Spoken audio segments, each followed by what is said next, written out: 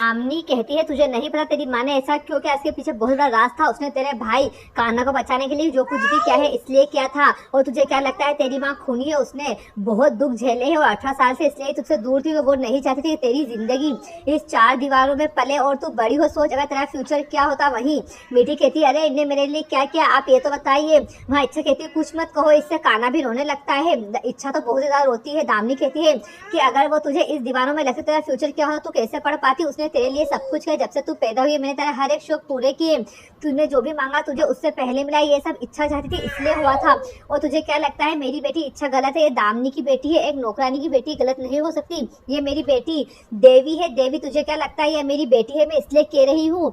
तुझे इस बात जब समझेगी तब पहचानेगी।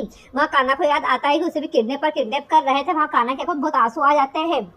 दामिनी बताती है कि तेरा भाई कान्हा को इसका मामा मार रहा था और इसने इसलिए उसका खून किया था। तुझे क्या लगता है कि तेरी माँ गुनहगार है? ये मेरी बेटी बेकसूर है और मैंने चिल्ला है कहा था कि इसने कोई खून नहीं किया, मेरी बेटी कातिल नहीं है। लेकिन किसने मेरी नहीं सुनी? 18 साल से जेल में थी और इसने अपनी सजा काटी सिर्फ अपने बेटे के लिए, अपने बेटे को बचाने के लिए। और तू मुक्ता और उसकी नानी की बात में आ रही, इनकी बात में कुछ भी सच्चाई नहीं, सब वो झूठ बोल रही है। इच्छा कहती है प्लीज माँ मेरी बेटी को कुछ मत बताइए, मैं नहीं चाहती कि उसका अतीत उसे मालूम पड़े, वहाँ बहुत दुखी होगी। मीठी कहती है अरे हाँ मैं सब समझती हूँ, तुमने मेरे लिए कुछ नहीं किया है, तुम मेरी माँ नहीं हो। वहीं दामिनी कहती है ऐसा मत बोल प्लीज बेटा, तू मेरी हमेशा बात मानती है। मेरी एक और बात मान, मैं तेरी अन्नी हूँ, अपनी माँ से गले मिल और उससे प्यार कर। मीठी कहती नहीं ये तो हो नहीं सकता, ना तो ये मेरी माँ आज थी ना कभी होगी। मैं इसे अपनी माँ नहीं मानती हूँ, ना ही मैं इनकी बेटी हूँ।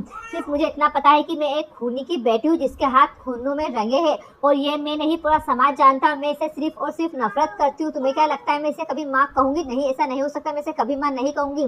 यहाँ सब सुनकर इच्छा का बहुत रोना आ जाता है। कान्हा भी रोने लगता है। दामिनी कहती नहीं बेटा तुम ऐसा नहीं कर सकती, तुम मेरी बात क्यों नहीं मान रही हो? इतना है क्या मीठी वहां से चली जाती है। इच्छा को बहुत रोना आता है, इच्छा बहुत रोने लगती है।